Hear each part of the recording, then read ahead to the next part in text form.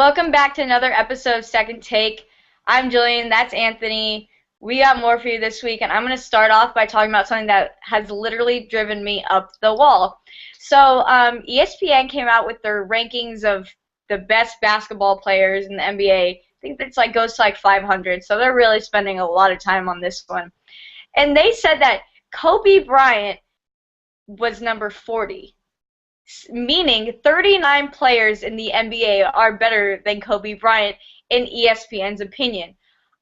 I am not offended by much, but this downright offended me. Because one, I understand Kobe's older and he's coming back from injury, but Kobe with one leg is still better than most of the league. So you saying 39 players are better than Kobe with two legs is appalling. Even with one leg, I'd put him at 20. So there's that. For me to wrap my head around this, I can't even. Let me just tell you who's ahead of him, okay? So number 40 was Kobe Bryant. 39, Andre Iguodala. 38, Klay Thompson. 37, Rajon Rondo. 36, Dwayne Wade. You're telling me Rondo, D. Wade, Andre Iguodala, Klay Thompson are better players than Kobe Bryant? That's what you're saying, right? That's what you're saying, ESPN. If I'm Kobe Bryant, I am never talking to ESPN again because they have just disrespected him in the highest form. And you know, they're still doing the rest of the countdown. They're on 20 right now. And I bet you, LeBron's going to be number 1. And the thing is, all the discussion is always Kobe or LeBron. Isn't that the highest debate? So why would we be comparing LeBron if he's number 1 to Kobe who's 40? Do you understand? ESPN, are you missing something? Are you missing something? It makes absolutely no sense.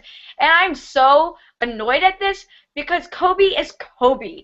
He's Kobe. Look down at his hand. Look how many rings he has. And you're going to put him at 40. You're going to put him at 40. If MJ came out of retirement today, I promise you he would be higher than 40. So this is the most disrespectful thing ESPN has ever done. And I cannot believe that they would put Kobe Bryant at 40. I am so offended. I'm going to keep telling y'all who's on the list because that's how mad I am. All right. At 35, we have DeMar DeRozan, putting a player on the Raptors better than Kobe Bryant. DeAndre Jordan. All right, I like DeAndre Jordan, but he is not better than Kobe Bryant. Zach Randolph. Paul Millsap? Mike Conley? Really? Really? All right, I'm going to keep going. I'm just going to keep going, and you can't stop me. Andre Drummond. It was 30. 29, Kyle Lowry. Derrick Rose, 28. First of all, if we're talking about injury and that's why you're holding Kobe back, when was the last time homeboy over here, Derrick Rose, played? Because he missed a whole season, comes back, gets injured, misses another whole season, but still he's better? By what fact are you backing that up? Because if we're using the past, who is better than Kobe Bryant in the past? I mean, and still today, Kobe, you got so much on your shoulder right now. And then we got Goran Dragic, I don't think I said that right. Al Horford, okay, more, because I'm going to stop when they stop. Okay, at 25, Serge Ibaka. You put Serge Ibaka better than Kobe. Kawhi Leonard. Kawhi Leonard is only 23 years old. How is he better than Kobe Bryant? Okay. 23, Kyrie Irving. 22, better than Kobe Bryant? Okay. 22, Al Jefferson. Better than Kobe Bryant. Okay. Okay. 21, Tim Duncan. All right, Tim. I'll give hats off to Tim. Kobe Bryant should be in the top 10 at least. Top 5, in my opinion. Top 2, in my opinion. And for them to be this disrespectful to probably one of the greatest basketball players to ever play the game is absurd. And I will never understand the reasoning behind this. I would love for ESPN to come out and say, so this is why we did this. Because right now this makes 0 sense. And if I'm Kobe, I'm looking at this, I'm like, so they think I'm the 40th best player in the league? Okay. I'll prove them wrong. And he's going to prove them wrong. He called them idiots, too. So, yeah, Kobe, he seems mad about the whole thing. First off, I agree with you. I think it's totally wrong. He's 40. And here's why. He scored 27 points in a preseason game against the Utah Jazz.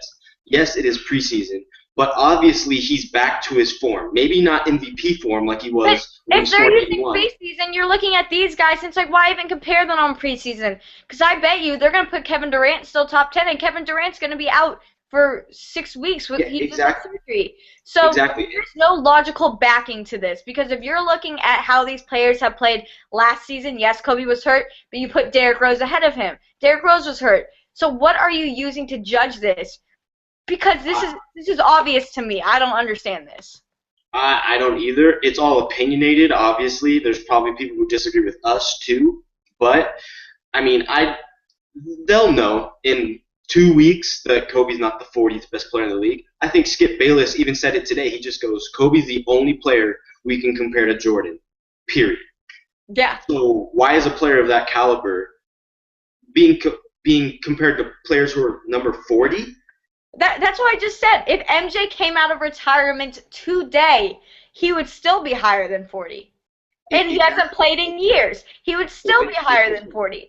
When MJ switched sports and then came back, he would still be higher than 40, even though he was playing a different sport. It's that simple.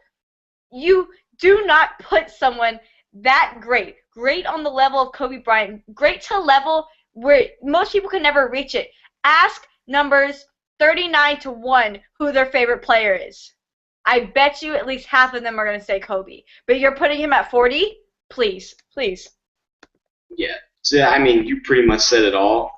I have nothing else to elaborate because it's nonsense and stupid. And Kobe should be ranked higher. That's all I can say. I'm speechless. I need a moment here because I am speechless. How could anyone disrespect Kobe in that? You know what? Like you said, the season's coming soon. Y'all will see. Laker Nation 2-4, Kobe Bryant. And I think we should move on because I can see you're getting disturbed by the fact that Kobe's number 40. So, what do you think we should move on to? All right, I'll move on to college football. I'll take my anger elsewhere.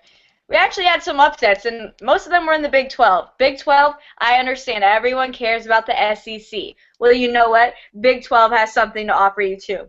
Number 4, Baylor against West Virginia.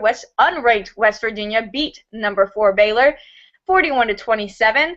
So that's great, except for the fact that we play West Virginia pretty soon. Anyways, Kansas State, number 14, beat number 11 Oklahoma, which I'm pretty sure I said that was going to happen last week. 31-30. Yes, it was close, but when you watched it, like the score, Kansas State dominated, plain and simple.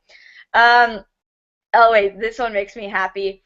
Number 7 Alabama shut out 21 A&M, 59-0, and I'm pretty sure this week A&M is no longer ranked. So hello, Aggie. And I'm surprised that Alabama actually demolished them that much because I thought coming in A&M had a great chance of winning. So I was actually really surprised by that win. A&M's too cocky. I told you, I think Kenny Hill's a better quarterback than Johnny Manziel. That does not change the fact that he is young. Stop shaking your head at me. That does not change the fact he is young, and the team is young, and I understand it. I feel ya. They let this go to their head. They're like, oh, we can beat Alabama. They probably brushed it off because they have beaten Alabama. And you know what? Alabama's like, I'm not taking this disrespect. But know what the difference is? Want to know the difference? How they beat Alabama before? If you're going to say Johnny Manziel. Johnny Manziel was the X factor in that win. No. Kenny Hill's a better quarterback than Johnny Manziel. No. Tell me, ask Johnny how that bench is feeling, that Browns bench. How's that feel? No. How's your butt feel, bro? I clap my hands to Brian Hoyer because he's doing an amazing job at starting quarterback. And Johnny Manziel, if Brian Hoyer keeps playing the way he is, I think they're actually looking to trade him in the near future. Yeah, trade him. So hopefully Johnny Manziel will get a chance to prove Jill wrong. Johnny, in the trash can. I'm trading you to the trash can. Anyways, I'm not going to argue about Johnny Manziel right now. That's what Armand is for, and I can't deal with this from another co-host. So we had another Big 12 matchup, number 12, TCU against number 15, Oklahoma State. Thought it would be close. Turns out it wasn't. TCU won 42-9. Again, 2 other teams we have still yet to play. I'm going to get into this whole Texas thing. You just wait. You know it's coming. Other notable upsets, there was one that was extremely close I definitely want to talk about. Number 2, Florida State beat number 5, Notre Dame, 31-27. and listen to this. So I only caught the very end of it because I was leaving the Texas game. They had it on. I was watching it. And Notre Dame is in the red zone, okay? They go for it on a third down, right? No, they third down play, I think it was. Yeah, that the pass interference was called. And then they got thrown back to like the 20. Yeah, okay. So on third down, Everett Golson throws the ball, caught in the end zone. It's a touchdown. Oh, but wait, there's a flag. And they called offensive pass interference. How often do you hear offensive pass interference? You don't. Not very often. Not very often. They claimed the receiver pushed off on the line, but I'm pretty sure it's because he just couldn't get off the line. I saw no penalty there, nor was it the receiver that even caught the ball. I don't even think it was an eligible receiver at the time. I'm not sure about the play, but I could not believe that. And I bet Jameis Winston paid off those refs with some crab legs that he stole from that little mini mart because that was unbelievable. So then they get pushed back 15 yards, go for it on fourth down, don't make it. Notre Dame should have won that game. I think that was a horrible call, and I think they got robbed of a win, a huge win. I agree. I totally agree because even watching the game, the refs were off to me the whole game, to be perfectly honest with you. And at that penalty, that's something you don't call when it's that close of a game because the penalty, that's something you can brush off even if he did a little push off. And I don't know why the ref decided to call that, which pretty much killed the game for Notre Dame. And did you? I'm sorry. Have you ever seen a play where a receiver doesn't push off? No, I actually. I haven't. I'm gonna be honest with you. Most receivers get so many passes in today's football just because there's so many rules against the defense. So yeah, I really think that was a bad call, and the ref. I don't know if the ref is going to come out and say anything, but he might have killed Notre Dame's season. I mean, absolutely. I think it was a bogus call. I think they got robbed. I'm convinced Jameis Winston is paying off these refs. Something happened with the refs because this is not a play that was not a play. And especially now with the new playoff system, that could have, if Florida State would have lost, that would have changed the whole picture. Yeah, because of Notre Dame being how they are, not really belonging to a conference, they're a different type of deal. But the issue with this is, like you said, there's a lot of rules that hurt the defense, especially on a pass play. You know, coverage has to be very careful on the defense because you can get flagged so easily. This is a very rare penalty to call and very bizarre to call it then. You know, normally, like you said, they would let it slide because it's just push off. But, I mean, being a ref is using your discretion, and what one person sees as a penalty, someone else might not, you know, roughing the kicker or running into the kicker, stuff like that. It was the same issue with that when it used to be a face mask was 5 yards or 15 yards, depending on the severity, discretion. So we need to write down a very strict rule about what is offensive pass interference, because in my head, I'm thinking offensive pass interference is when the receiver pushes down the defender or pushes him out of the way. Not a little push off, not something to get off the line. Like, I mean, and especially if it wasn't even the receiver who caught the ball, I mean, was that worth calling? Like, really? Because, yeah, it really just messed up Notre Dame's chances. It could have changed everything. And the college football playoff system has its own problems, which could be a good topic for us to talk about. Yeah, it's a work in progress, to say the least. Because, I mean, it's 4 teams, but it's supposed to be from the Power 5 conferences. Yeah, so, and I was actually for the playoffs until this year. Now I don't know about the playoffs. It's better than BCS, but it should be. I mean, it's going to grow. I'm assuming next year they're going to do 18 or something, because right now you have the Power 5 conferences, 5 teams. Okay, whoever wins those conferences, but you have 4 spots. So I'm wondering who messed up the math on that one, because it's not going. And it could happen that, you know, the 5 best teams in the country are all from one division, and you know what? Sucks, because only one of you gets to go. And not to mention, I don't know the rule exactly, but a non-power conference team does have a chance to get into the playoffs. So I don't know how they're going to put that in either, because if you're not in a power conference, you're obviously not playing the best teams. And like you said, the best teams all could be in one conference. Yeah. So there's there. We'll do more research on that. Maybe have a discussion about it next week. But I promised I would talk about Texas, so I'm gonna talk about Texas. We played Iowa State this weekend, unranked. Both of us unranked. It's a fun little party. Texas won 48-45, and that was so close for absolutely no reason. I was going to that game. I think I did say Iowa State was a better team than shown. Okay, well that's funny because they lost. So. But did I not say they were going to put up a fight? Okay. I told you they were going to put up a fight. I did call that. Okay, whatever. So, anyways, yeah, we should not have struggled like we did. It's plain and simple. I was sitting there going, are we really fighting against Iowa State right now? And yes, we got this win. So you're looking at Texas right now, and you're looking at we need 6 wins to make it to a bowl game, all right? We're 3-4, so that means we need 3 more wins. And listen to our upcoming schedule. This weekend at Kansas State, coming off very hot off of that upset of OU. And then we got West Virginia, I believe, which is home, but West Virginia is hot coming off of that game against Baylor, that huge upset. And then we have Tech at Texas Tech. And yes, Tech's not a good school, or not a good team, my bad. But when you play there, those fans get mean, and it gets to you. We've had issues at Tech before. Yes, they've been better, but that's still a challenge. And then we have at Oklahoma State, another challenge. Yeah, they just lost to TCU, but I don't think that takes away from their talent. And then our Thanksgiving game, TCU. It's here, still going to be hard. So you try to find me the next 3 wins we need to get into a bowl game, because we don't have it. And I know I go off on Tyrone Swoops a lot on this show, and that's just nothing about how he is as a person or anything. I'm just talking about how he is a player for Texas. He may fit better somewhere else, but at Texas it does not work. And I understand the fans want to get behind him and support him, and I think that's great. But it comes to a time and point when you have to realize this guy is not doing it for us, because he is not doing it for us. He is overthrowing. He is underthrowing. We had an interception in the red zone. Unacceptable. I don't want to see that.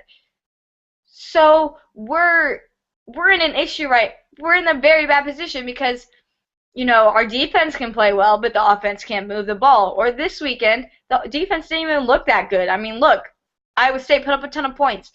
So right now, we are not in a position to win. In my opinion, we might lose out the rest of the season. That is extremely possible, is that we could lose out the rest of the season. I mean, I told you the games we're playing. The Big 12 is no joke. So we need help, and we need a quarterback. And that's all I can say. And what I can say is you pray for good recruiting, because Texas needs a lot of players right now. I mean, other than quarterback, what else do you think we need? Well, I'd say to get another safety, because you guys I feel like your defense hasn't been the same since Kenny Vaccaro left. You know what I'm talking about, right? Well, it's interesting that you bring up Kenny Vaccaro, because I was never on board with Kenny Vaccaro. I always thought he was an extremely overrated player, and a lot of the times he stood there while a big play was happening. And trust me on this, like, I was never impressed. I was never like, ooh, yay, Kenny. But, I mean, he's been successful in the NFL, and that's great. But as far as how he did at Texas, I was never impressed by him. I mean, I disagree. I'd say it was coaching was the reason why a lot of big balls were thrown against Texas, but that's just my opinion. I think Kenny Vaccaro was one of your greatest safeties in this era. Not saying history. This era of like 5 to 10 years. One of your best. Are you ignoring and I think it really hurt you guys. A little guy that we like to call Earl Thomas? I said one of. I did not say the best. I said one of. I mean, you also got Michael and Marcus Griffin. Marcus didn't make it to the league, but Michael and Marcus were a great duo. I'd argue Kenny's better. Kenny Vaccaro is not better. I don't know where this is coming from. This is just really blindsided me, because I am appalled right now that you would put Kenny Vaccaro in the same group as these guys. Aaron Ross, Earl Thomas. We had some great guys. So we don't even need to get into the history of Texas right now. Just know that, yeah, we might be able. We're gonna need some new guys, especially when the guys this year leave. We're gonna need some new guys on defense, but Kenny Vaccaro was by no means like a pillar of our defense ever. But So, in other words, we've learned Jill hates Kenny Vaccaro. all right, I did not say I hate Kenny Vaccaro. He just never. I was never that impressed by him. Sorry. It'll be okay. He'll be okay. He's in the league. I'm sure he's fine. I'm gonna move on to the NFL before I keep insulting anybody. We didn't have too many huge games. Saints lost again to the Lions, 24-23, which is unfortunate. Indianapolis shut out the Bengals, 27-0. I don't know why people thought the Bengals were decent this year, but that's a whole other issue. The Rams actually beat Seattle, 28-26, which is pretty shocking coming from the Rams. Let's talk about the Redskins. The Redskins beat Tennessee. Yeah, not a big deal, 19-17. But my boy Colt McCoy went on that last drive, got a game-winning drive, won the game, and now he's probably going to start this next game. And so that's my boy right there. It's about time someone appreciated him in the NFL. Because Colt McCoy is an incredible quarterback and a very hard worker, and he deserves it. And I promise you he will give you great results if you trust him. He'll give you mediocre results. Did you just say mediocre coming about? I said mediocre. All right. You probably won't see Anthony on the show next week, and y'all know why now. I'm ignoring that. But some bad news for the Redskins and Longhorn Nation. Brian Orakpo tore his pectoral muscle again. This time it was the other one. Last season he did, I think it was the left one. And he's out for the rest of the season, has to have surgery, and it's horrible, and I feel so bad for him. Wish him a speedy recovery. Moving on, I know Anthony wants to talk about this for some reason. Dallas barely beat the Giants, 31-21. Okay. He's really happy about it, that they almost lost to the Giants, but I'm just going to let him talk, I guess. It's the Giants, so, it's not a big win.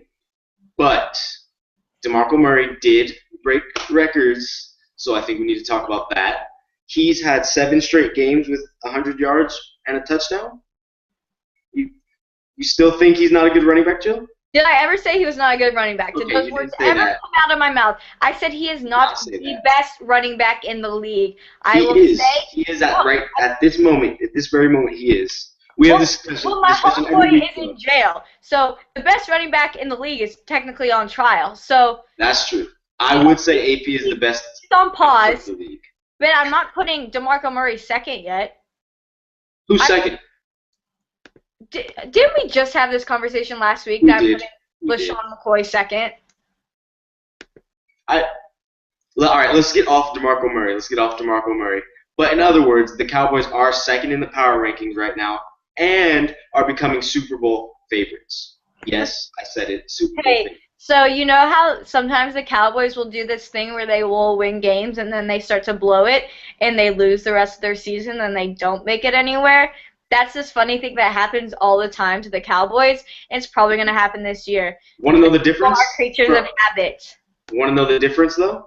What? The Cowboys have never won in the last 8 and 8 years, have never won 6 games this early.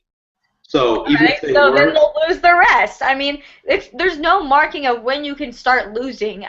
Maybe they're like, okay, we'll start to suck in a few weeks. The Cowboys cannot escape it. It's in their blood. You're telling me watching the Cowboys team, you don't think they're a legitimate contender? No, because I still see the same issues I've always seen. They've gotten lucky in some games, sure, but have they played anyone that difficult yet? Seahawks were their biggest challenge. Remember, they struggled against the Giants this weekend. The Giants. Anyway. I have nothing else to say. I'm ignoring that. Y'all know I love to my co-host. So we're going to move on. Something we definitely need to talk about. Denver beat San Francisco 42-17, and Peyton Manning passed the all-time passing touchdown record held by Brett Favre, and he threw his 510th, right, to Demaryius. Yeah, 510th. touchdown And pass. I mean, history in the making. I mean, you have to really sit back and watch Peyton Manning and just realize we are literally in the midst of a legend. He is an incredible player.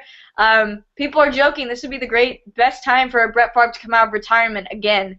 I'm sure he doesn't like this, but if anyone's going to beat Brett Favre, it's Peyton Manning, and he deserves it. I mean, that's absolutely incredible.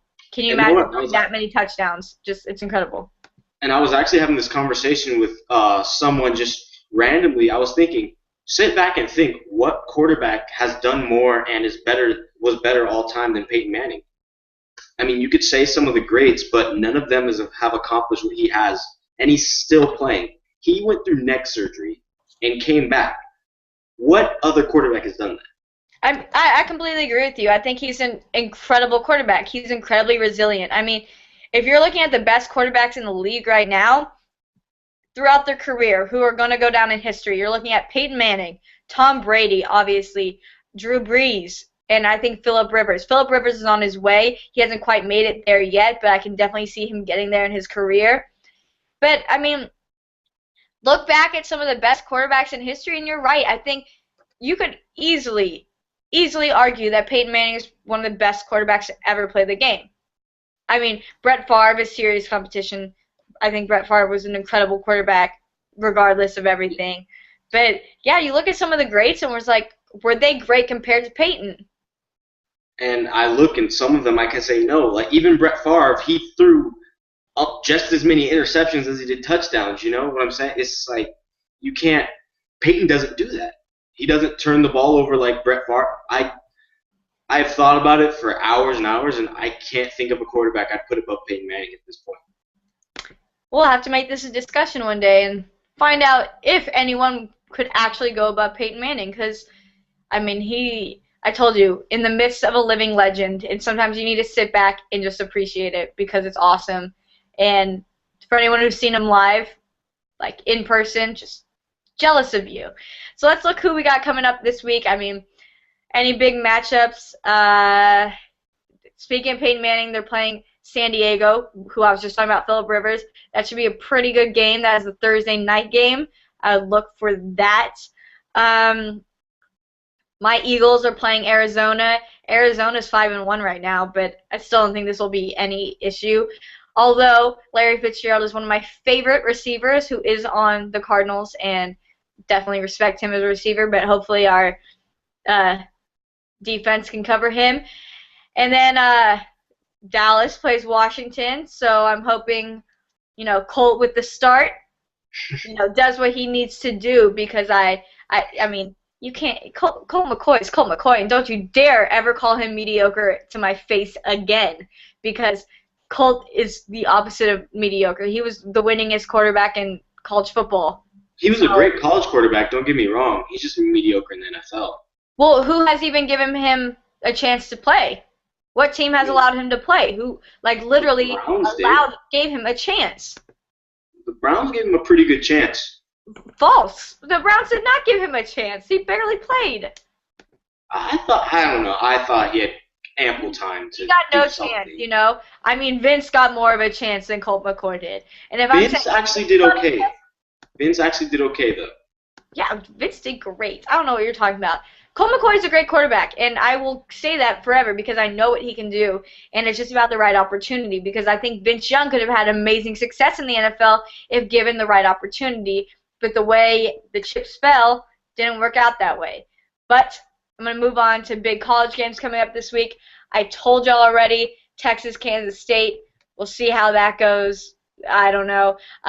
West Virginia coming off hot playing Oklahoma State. That could be good. Oklahoma State's no longer ranked because this is how the new ranking is. I don't know what's worse right now, like this new ranking system or BCS, because they're pretty on par with each other right now. TCU is playing Texas Tech, so we'll see what Texas Tech has to offer since we got them coming up. Number 24, LSU against number 3, Ole Miss. Ole Miss is still undefeated, which is Ole Miss is a surprise. I think they'll be pretty good. I think they'll go win that game. Yeah, I mean, we'll see because I still think LSU is a good team despite what they're ranked now. And USC number 20 is playing number 19 Utah. Did not even know Utah was ranked. Again, me and this new ranking system are not getting along. So, yeah, Utah's a good team now, I guess. I know, and I found it weird that USC was still ranked and UCLA wasn't until this week, of course. But that was weird to me. I saw firsthand how bad UCLA is and how undeserving of their ranking they are. I don't see that with USC. Again, I told you I do not understand these rankings. Like Arizona won one game and they moved up from unranked to 10. So yeah, I don't know what's worse anymore. I told you I don't know what's worse. Again, I know this is a new whatever. We don't even have the college football playoff rankings out yet. This is AP poll. I guess people at AP are like trying to be, I don't know. I don't even know the words to describe them. They're trying to keep us on our toes, I guess. But someone needs to fix the rankings because none of this is making sense. I don't think one loss should put any team all the way out of the rankings unless they're like 25 or in the late 20s. And I don't think any win should put someone in the top 10. Plain and simple. So, you know, we'll have these issues with college football for forever until everyone listens to me and creates the system that I want. But for now, I think I've ranted enough. Anything else you want to talk about, Anthony? No, I'm good. I just want to say Boise State did beat Fresno State last week. Go Broncos. I don't know why I did that. I was looking at Jill and did hook 'em horns, but Oh, y'all saw it. A little longhorn over there. I love it. Yeah, we'll be back next week. Hopefully, you know, I get to talk about the Cowboys losing, Texas winning, Eagles winning. So let's cross our fingers. You guys all pray that Jill doesn't kill me because of Colt McCoy and that the Cowboys will win. So go Colt. Everybody say go Colt. Okay, I'm going to end this before me and Anthony argue anymore. But thanks for tuning in, and we'll see you next week.